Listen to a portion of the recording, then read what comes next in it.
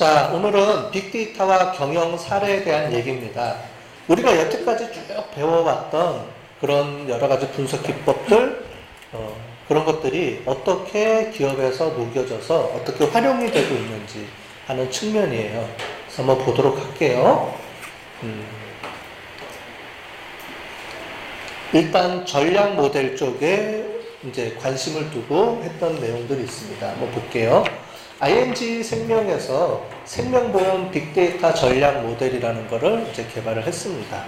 이거는 그 생명보험에서 나왔던 여러 가지 데이터들을 분석하는 큰 틀에서의 그 모델을 만드는 거예요.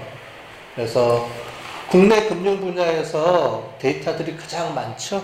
데이터 보험회사나 이런 쪽의 데이터들이 가장 많기 때문에 그런 걸 어떻게 분석을 할 것이냐라는 건데, 보험회사에서 보면 신규 고객을 유치하는 것부터 시작을 해서 관리하는 것까지 쭉 그런 모델을 만들어서 움직이는 겁니다.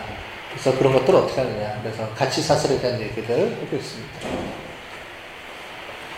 결국 이제 업무 효율성을 달성하겠다라는 내용이고요. 거기에 관련돼서 여러 가지 이 네 가지를 하겠다라는 얘기를 합니다. 그래서 as is, 현재 상황이 어떠냐. 그래서 음성 텍스트 데이터를 활용하는 게 미비하다. 그래서 to be는 그거를 어떻게 잘 활용할 것이냐. STT 이런 거 제가 설명을 드렸죠. 스피치 투 텍스트 해서 말하는 거를 텍스트로 변환시켜주는 그런 거를 얘기합니다. 그래서 다양한 얘기가 쭉 나오는데 한번 보도록 할게요.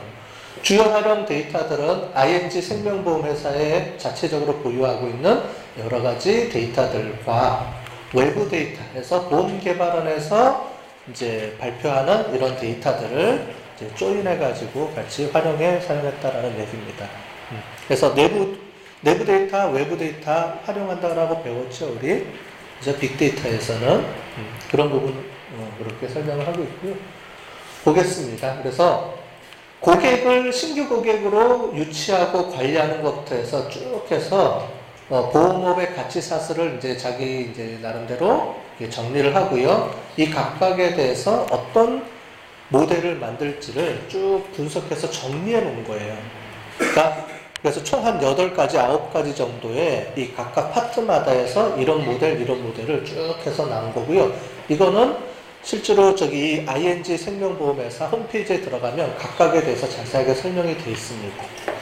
자, 그래서 보시면 되고요. 그래서 뭐 여러 가지 것들이 있는데, 여기 보면은 이제 스피치 투 텍스트는 말하는 거를 텍스트로 변환해서 이제 분석하는 기법들부터 시작해서 여러 가지가 있죠. 한번 볼게요. 그래서 유지계약 실효 위험도 예측 모델. 이거는 뭐냐면, 계약을 계속 그러니까 보험을 들고 중간에 가다가 해지하는 사람들이 많이 있거든요. 그래서 이 보험이 실제로 계속 관리가 될 수 있는 보험이냐 아니냐를 이제 하는 거예요. 그래서 머신러닝 알고리즘과 강화학습, 우리 지난 시간에 배웠죠?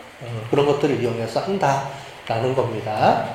그래서 SOM이라고 우리가 부르는 건데, 언제 배웠냐면 클러스터링 할 때 배웠어요. 클러스터링 할 때 하는 겁니다. 클러스터링이 뭐냐면 일반적인 데이터들을 어떤 기준을 정하지 않고 언슈퍼바이스드하게 분석하는 기법을 클러스터링이라고 그랬죠. 이 클러스터링 기법 중에서 인공지능을 이용한 클러스터링 기법을 이제 SOM이라고 부릅니다. 셀프 오거나이징 랩이라고 하는데, 그거를 조금 이따 잠깐 설명을 드릴게요. 그래서 이런 군집 분석을 해서 어떤 고객군이 위험한 고객군이냐 아니냐 이런 거를 보겠다는 내용이에요. 그래서 상품 추천 모델도 있고요. 거기에 이제 군집 분석, 지금 보면은 거의 군집 분석을 앞에 많이 사용하죠. 그 다음에 랜덤 포레스트라는 알고리즘을 사용했다는데, 얘는 뭐냐면 의사결정 나무예요. 디시전 트리를 이용해서 하는 겁니다. 그러니까 우리가 지난 시간에 배웠던 큰 줄기에서의 알고리즘이 있는데, 그걸 세부적으로 들어가면 또 다양한 사람들이 알고리즘을 많이 만들어 놨어요. 그 중에 하나가 이제 디시전 트리 중에 랜덤 포레스트라는 게 또 있다, 이 얘기입니다. 그래서 보면 뭐 여러 가지 내용들이 쭉 나와 있죠. 이런 모델들을 각 파트마다 아까 전에 봤던 그런 프로세스, 가치 사슬별로 이제 하나씩 만들었다는 얘기입니다. 그 중에 이제 대표적인 게 유지계약 실효 위험도 예측 모델 했는데, 옆에 보시면 이게 뭐냐면 사람들의 군집이에요. 집합, 사람들을 이렇게 묶는 거죠. 여기 비슷한 사람, 여기 비슷한 사람, 비슷한 사람들을 흐트러 놓은 겁니다. 근데 그런 사람들을 군집으로 이렇게 묶어봤더니, 그러니까 생명보험을 계약을 맺은 사람들을 한번 묶어봤어요. 어떤 사람들이 어떤 속성을 갖고 있는 사람들로 이렇게 묶이느냐 봤더니 여러 가지 사람들로 묶이는 거죠. 그랬을 때 82% 확률이 있다. 뭐 이런 거를 쭉 보시면서 거기에 따라서 개월 수가 61개월 이상 된 사람이면서 그 CMP 이거는 뭐 보험회사에 대한 내용이니까 이런 특징, 그러니까 여기 있는 게 이런 특징들이에요. 이런 특징을 갖고 있는 그룹이다. 얘는 1번 그룹은 이런 특징, 2번 그룹은 이런 특징. 이렇게 해서 군집별로 어떤 특징을 갖고 있는지를 보고 그 사람들을 대상으로 해서 우리가 어떻게 전략적으로 접근할 것인지를 보는 그런 모델이에요. 자, 이렇게 보는 게 투레벨 썸이라는 건데 이런 겁니다. 지금 이렇게 이게 점점이 이제 데이터들이에요. 각 사람들입니다. 각 사람들을 이렇게 인공지능 알고리즘, 얘가 뉴런이에요. 뉴런, 뇌세포, 뉴런으로 만들어가지고 이거를 군집해서 연결시킨 다음에 이걸 다시 또 군집하는 거예요. 그래서 군집을 2번 하는 방법입니다. 어렵죠? 뭐 이런 게 있습니다. 지금 보고 있는 요거는 이제 제가 옛날에 그 해외 저널에다가 이제 퍼블리시한 내용이에요. 제가 이거 연구했어요. 저도 직접 연구해서 이렇게 했습니다. 제가 옛날에 했던 거는 게임 산업, 게임 산업들의 사람들을 어떻게 군집화해서 어떤 특징을 갖고 있는지, 이제 저도 이제 이 투레벨 소물이라는 걸 이용해서 분석한 게 있거든요. 그래서 이렇게 해서 사람을 군집을 하는 겁니다. 그러니까 제가 지금 여기 80명이 있는데 이 80명이 어떻게 어떤 사람들이 끼리끼리 묶여 있는지 모르잖아요. 이게 학년별로도 나눌 수 있겠지만 그러지 않고 그냥 80명을 기준을 두고 한번 묶어보는 거예요. 그러면은 이렇게 그룹끼리 이렇게 모이겠죠. 친한 사람들끼리. 그렇게 봤을 때, 이 그룹은 2학년이 주로 모였네? 그 다음에 여자들이 좀 많네? 여학생들이 많네? 이 집단은? 이렇게 우리가 그 군집을 형성하는 거죠. 언제 많이 쓰냐면, 마케팅에서 세그멘테이션 할 때, 일반적인 고객을 우리가 마케팅 활동을 할 때 고객을 군집으로 나눠서 고객의 특징을 파악하기 위해서 쓰는 방법이거든요. 근데 빅데이터에서도 많이 씁니다. 이런 방법들이 있고요. 그렇게 해서 군집들을 이제 모으면 끼리끼리 사람들이 어떤 비슷한 사람들끼리 모여 있잖아요. 그리고 그 사람들한테 어떻게 할 것이냐 이거를 이제 설정하는 거죠. 그래서 1번 군집은 몇 명이고 특징은 뭐고 이런 것들이 나면 거기에 맞춰서 마케팅 전략을 따로 취하는 거죠. 각각 이런 겁니다. 이게 군집 분석이라고 보시면 돼요. 지난 시간에 배웠던 군집 분석의 한 파트다라고 보시면 되겠습니다. ING 홈페이지 들어가면 이렇게 쭉 나와 있으니까 각각에 대해서 구체적으로 좀 보고 싶은 사람들은 한번 보시면 이런 거구나 이런 거구나 라고 할 수 있겠죠. 그래서 보시는 것처럼 이런 게 군집입니다. 세그멘테이션, 이 색깔별로 같은 그룹이에요. 색깔이 같은 그룹을 표시해 주는 겁니다. 그래서 이런 사람들은 어떤 특징을 갖고 있지? 그 사람들한테는 우리가 어떻게 접근을 해야 되지? 이런 거를 마켓 세그멘테이션 하는 거예요. 그 다음에 이제 삼성중공업 같은 경우에는 뭘 했냐면은 삼성중공업 배 만드는 데죠. 배 만드는 데서 그 배 만드는 데 내장재들을 이제 갖고 와서 해야 되는데 그런 체인들이 문제가 있어서 그걸 어떻게 하면 잘 활용할 수 있을까? 얘도 전략 모델을 만든 겁니다.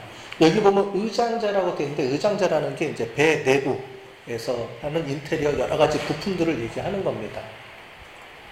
그거를 이제 공정에 맞추려면은 최적화 시켜야 되겠죠? 서플라이, 그러니까 뭐라냐면 이제 물건들이 와야죠. 와야지 배를 만들 거 아니에요. 그걸 얼마나 잘 공정 프로세스에 맞게끔 잘 갖고 오게 만드느냐. 이제 이게 납기 기일이 결정이 되니까 그걸 어떻게 하면 잘 할 것이냐. 이제 이걸 분석한 거예요. 그래서 개념도 보시면 뭐 여러 개가 나와 있는데 뭐 이런 걸 보시면 되겠고요. 여기서 이제 핵심은 프로세스 마이닝이라는 거예요. 그래서 일반 제조업에서도 이런 걸 쓰인다는 겁니다. 어떻게 쓰이냐면 제조 공정이 있어요. A 다음에 B, B 다음에 C 이렇게 공정을 이제 하거든요. 배를 만들 때 내부적으로 뭐를 만들고 엔진을 먼저 만들고 그 다음에 본체 벽을 세우고 뭐 이런 식의 공정이 있다는 거죠. 그런 공정을 할 때 어느 부분에서 가장 시간이 많이 걸리는 자를 쭉 봤더니 지금 딱 한눈에 봐도 어떻게 돼요? 여기가 딱 걸리죠? 여기서 뭐가 생기는 거예요? 버틀렉이라고 하죠. 우리 병목 현상이라고 부르죠? 이런 거. 여기가 좀 문제가 있네요. 다른 데들은 여러 개가 있어서 원활하게 흘러 들어가는데 세 번째 단계에서 뭐가 딱 걸려 있죠. 이런 게 이제 눈으로 보이지가 않으니까 이런 프로세스 마이닝이라는 기법을 이용해서 관련된 여러 가지 기법들을 도입하면 이런 분석 결과가 나옵니다. 이걸 보고 얘기를 하는 거죠. 우리가 납기기일이 어디 부분에서 가장 문제가 많이 생기네. 이 부분을 좀 더 보완을 하면 공정이 더 원활하게 이루어지겠습니다. 라는 거를 이제 하는 거예요. 세 번째 쪽. 이거를 이제 여기 보면 나와 있죠. 세 번째 공정에 이제 더 투입을 해서 이 병목 현상을 없앱시다. 이제 이런 거를 파악해내는 거죠. 다양하게 쓰이죠? 우리가 생명보험에서도 쓰이고 이런 제조업에서도 쓰이고 그래서 다양하게 쓰일 수 있어요. 그 다음에 이런 간트 차트라는 거. 간트 차트는 각각의 항목들이 이 시간대별로, 날짜별로 어떻게 연결되는지를 쭉 보는 게 간트 차트입니다. 이런 걸 이용해서도 아까 전에 프로세스 마이닝, 간트 차트 이런 걸 이용해서 하는 거예요. 여기 보면 여기도 이 주소에 들어가면 자세한 내용이 나와 있기 때문에 한번 구경하고 싶은 사람들은 한번 들어가 보시면 제조업에서도 이런 걸 사용하는구나 이렇게 알 수가 있겠죠. 그래서 이런 프로세스 마이닝에 대한 것들이 쭉 설명이 되어 있어요.